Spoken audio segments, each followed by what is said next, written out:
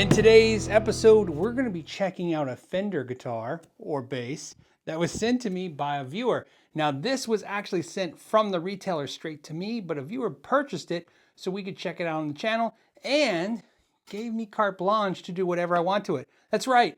He said, hey, I'm going to have this sent to you, do a review, and then after I'm done, that means after I'm done, I can do whatever I want to it before it goes back. So, all right. Sounds like a fun thing to do. So let's check it out. So let's unbox this mystery instrument.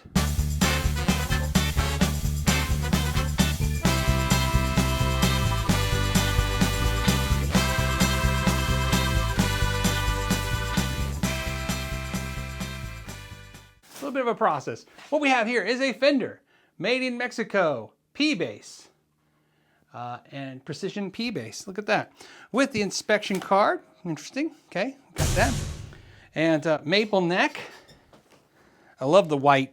I love that. P Bass is a very basic instrument. One pickup, one volume, one tone. Very basic bridge. Very basic design, to be honest with you. It's the Telecaster of basses, right? It's made to be as simple as it can be. And it's beautiful. This one has beautiful finish on the neck. Satin finish. No frets, sprout whatsoever. We make sure to let it sit a few days in the Arizona climate where I live. So specifications, we have an alder body with a polyester finish, a maple neck, medium jumbo frets, one piece maple neck, so there's no separate fretboard glued on top of the neck. The neck is made one piece, so of course, because of that, there is a walnut skunk stripe right here. That is to put the truss rod in the neck, which is important. Of course, your truss rod adjustments up top. You have 4 open gear P Bass tuning keys, which are pretty standard for Fender P Basses. And of course, because this is a newer, made in Mexico, I think it was like 2010, maybe about 2008. I can't remember, but there was somewhere around that time they made the decision to take the made in Mexico's off the front of the instruments and put them on the back. One thing that I love that they do is they are making the back of the neck satin. So this is satin finish, so it's not sticky, but the fretboard is gloss. Some players like that, some players don't. What's nice is, to me, is as long as your frets are tall enough, you won't have to worry about what your fretboard is because you shouldn't be touching it with your finger. Right now, I'm barely touching the fretboard. All right, let's get into it. Right now, I'm running full volume, full tone into the bass amp, and I'm just running it very clean. So I'll use the tone control on this a little bit to show you. Let's start off with just some notes.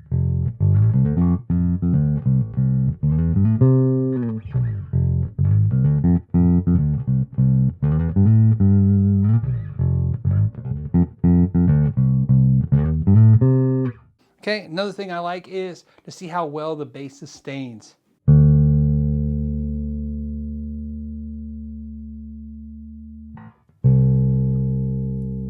And this is important because right now I'm not running a ton of low end in the room with the bass amp.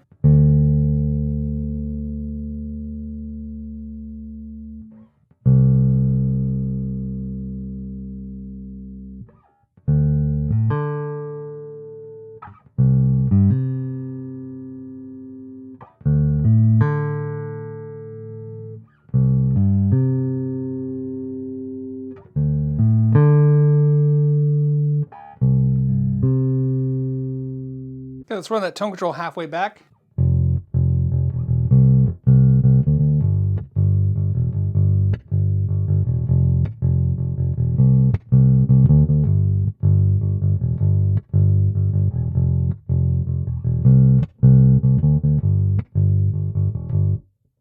All the way back now. I really like that sound. I always kind of really like that dark. It's just kind of nice to play with.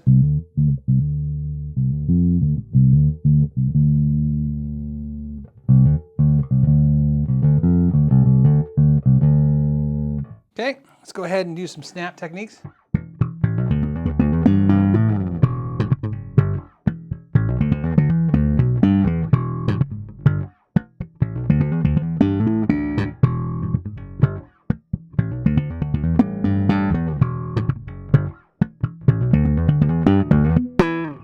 Okay, so some things to talk about. I would prefer it a little bit more aggressive. In other words, aggressive meaning a little bit lower action and a little bit more fuller sustain on those notes.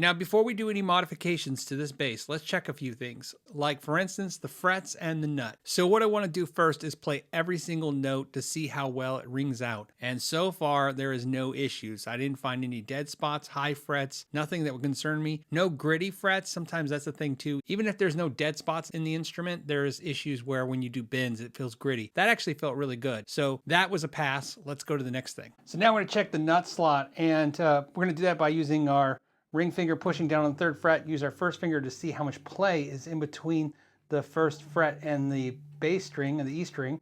And man, none. I mean, it's a little teeny gap there, but really nice. The other thing we're going to do is we're going to check, right now, we're going to check the straightness of the neck. We're going to do that by pushing down on the 1st fret, using your thumb and push on the last fret, and then go ahead and tap somewhere around the 12th fret, around here in this area, just wherever you can reach, and see how much play. There's a little bit of play, and so that means the neck has a little bit of relief. And you can do that to each string if you want, kind of give you an idea. But definitely a little bit of play. So a little bit of relief on the neck, which is fine. Like I said, it could be dead straight. We can tighten the truss rod a little bit and make it kind of perfectly straight, or we can leave that relief in there. It just depends on how you like the action, how you like to play. It could be fine either way. Let's look inside this. I've already took the pick guard screws out because there's a lot of them. And there's a couple things I want to show you. First, we have 2 Korean-made potentiometers right here. The pickups are direct mounted. There's a hole drilled out there. Right now, some of you are like, what is that hole for? What that is there's a metal plate that has a plug that fits in that hole. So when they make the body, they make this hole. The plug fits in to that hole perfectly. And when it fits in, it allows them, this metal plate allows them to drill the holes. Think of it like there's a pick guard, goes right here, and it lets them know exactly where all the holes go. So it's just a guide plug. Sometimes the main USA ones will have a hole here with 2 smaller holes around each side. And again, that's what that's for. It's just different plates. Okay, so we have their basic bridge right here. You have their pickups right here. Interesting enough, what looks like could be shielding paint right in there. Okay, so what we want to do is go ahead and test the paint. Let's see if you can see that. And let's go ahead, and all we need is 2 probes anywhere in here. And there you go. So this is conductive shielding paint here at the bottom. I'm not sure why they do it just on the bottom and not the sides. I don't know if that's they kind of come up the sides a little bit. You can see this is where they're mounting a ground screw to the shielding. And of course, there's shielding also right here on the pickguard. But it's weird to me that it doesn't go up the sides. Not sure why. I'm going to take care of that. I'm going to shield the sides. There's no downfall to shielding all this. So I will shield everything in the cavity for John. And then also, I'm going to make some changes to his bass because he said I could. So what are we going to do? Well, let me show you. First thing we're going to do is I'm going to change out those pickups. And I'm going to put a set of Dimarzio 60s P pickups. But there's a reason why. Not only do I like the way they sound, but I also love the fact that they had rounded them over. They actually follow the radius of the fretboard. But more importantly, they're comfortable to put your fingers on the sides because there's no sharp corners. Where your thumb goes on these is right on that screw. These are recessed down, so the screw's out of the way. So your thumb can go right on this nice rounded edge right here. So it feels great. So they sound better and they feel better. So that's why I'm doing that. I'm going to upgrade that bridge to a Ray Ross bridge. Why? Because it's a better adjustable bridge and it has more weight to it, and that adds more sustain, especially on a bass. One of my things I don't like about instruments, guitars or basses, where the output jack is forward and not downward, there's a lot of pressure on the plug right here. So we're going to upgrade it to a pure tone jack where there's 4 points of contact, 2 points on the ground, which is the shaft, and 2 points on the head. We're going to go ahead and put the Ray Ross bridge in. And one of the things I like to do when I upgrade is use components that you can put in as a direct replacement. So therefore, if you want to put it back, you absolutely can. So let's go ahead and take the original bridge off.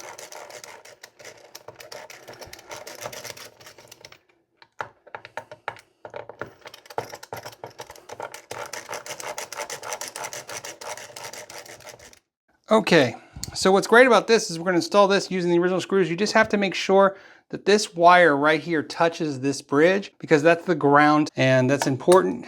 And we'll go ahead and line that up. Not that hard.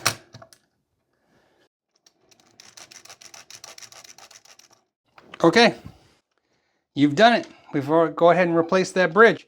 That's how fast that was. It was done in just 2 minutes. Now, of course, you're going to have to set your intonation, but I have a video down in the description that'll teach you how to do that. Okay, so what I'm going to do now is use some conductive shielding paint. And I'm going to go ahead and do these edges right here.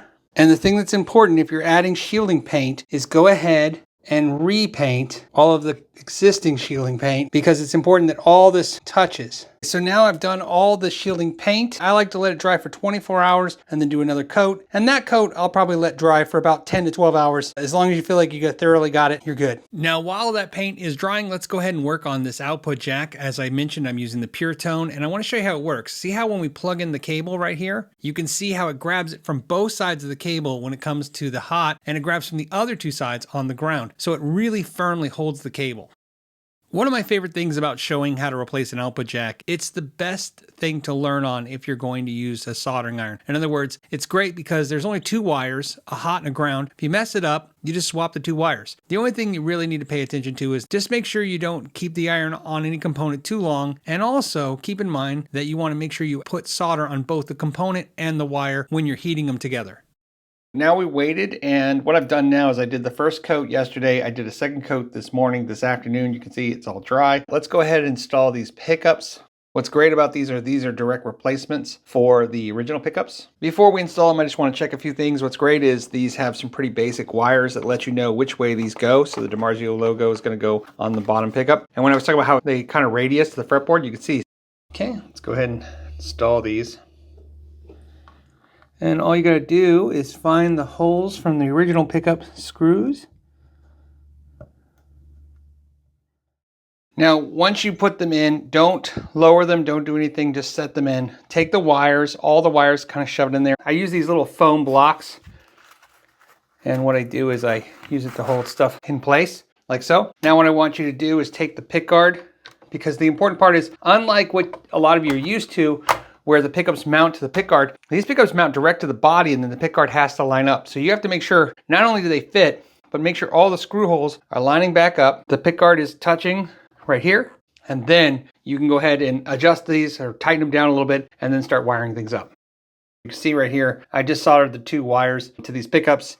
The diagram was pretty easy to follow. Oops, sorry. Very easy to follow.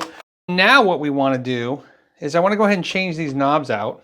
So I'm going to swap them with these knobs by Maximum Guitar Works. I'm going to show you why in a second. So included with this kit, you're going to get a pick, the Allen wrench you're going to need to adjust these knobs, these rubber bands, which are important. I'll show you why in a second. And then these brass shafts are in case if you were to have a split shaft like this, it comes with these shafts because, look at that, it makes it essentially the same as this solid shaft right here. I think these look nicer. I like the way they feel, but here's the important part. You take these bands and then you get this grip feeling on the side, which is fantastic. From the top view, they look just like the other knobs. And then from the side view, like I said, you can really see how these are cool. I love them. Now we're going to restring it up. John requested 50 to 105s. So right there. Okay, now to restring this, you can see here, you just turn this piece right here and you go in so that the ball end is on the back side. Once you string it through, to raise the height on this, it's super easy. It comes with this little tool, which is basically just a metal stick. So obviously don't be too worried if you lose it. I learned real fast that basically any Allen wrench will work with it as well. So if there's a concern like I had that, hey, maybe, what if you lose a tool? Just use a little Allen wrench. To adjust the intonation back and forth, they have these adjusters right here. And the other side of this goes in here and moves that back and forth like so. Very straightforward. Something to mention about these pickups is these are not plastic. These are metal casings. You can get these in chrome or in black. Okay, so we've installed the components, and the part of this series that's always been the point is to show you how to install things that anyone can do. I mean, if you saw, the bridge took no modifications. All you needed was a screwdriver. The knobs only took an Allen wrench that was included. The pickups, again, a screwdriver and a soldering iron for the output jack and the pickups, which were both two wires basically, a hot and a ground, and almost, I don't want to say impossible to mess up, but let's just say, even if it's your first time soldering, you're going to get through it no problem. So this is a very basic modification. Using the same bass amp as before, everything's the same before, same controls, same everything. We're gonna go ahead and just hit the low E, watch this.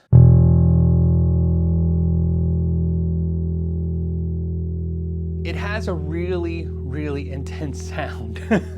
It feels really good. It really feels like it's just gonna be.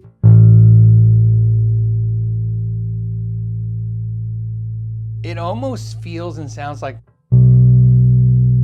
there's a compressor on the bass, and there isn't. I'm not using any compression whatsoever. I don't do any post on the recordings.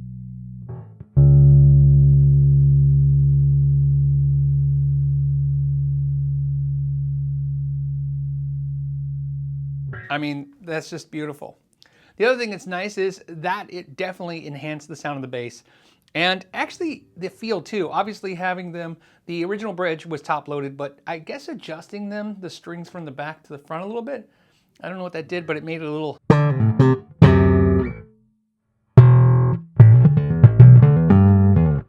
Before I was showing you the tone control all the way backed off, you got that really kind of muted sound, which I liked. This definitely has more of a clarity to it, and that's probably because the quality of these pickups, in my opinion, are a little bit more clearer.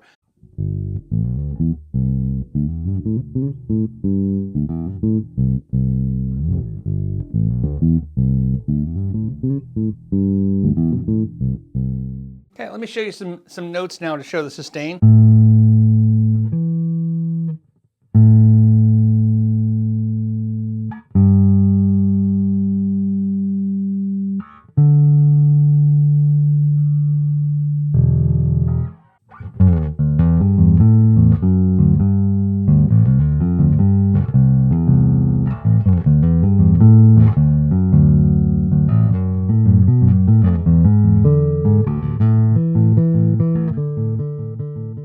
Okay, one last thing I want to show you is just the first 4 notes on the first fret.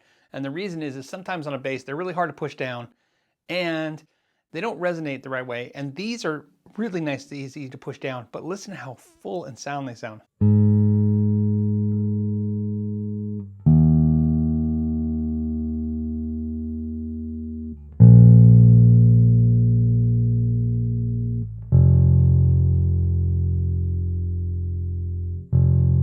Yeah, a lot of times if you want the action to play nice, it'll buzz right there.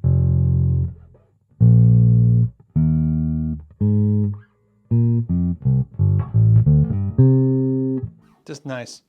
So I want to thank John for helping us make this video. He will get a certificate with the bass when it's returned to him, showing that it was part of the video and he participated in it by supporting us by sending a bass out for us to do. And I hope he enjoyed the modifications I did. And like I said, if he doesn't, he can put them right back. Okay, on that note, I want to thank you guys so much for your time. Until the next time, know your gear.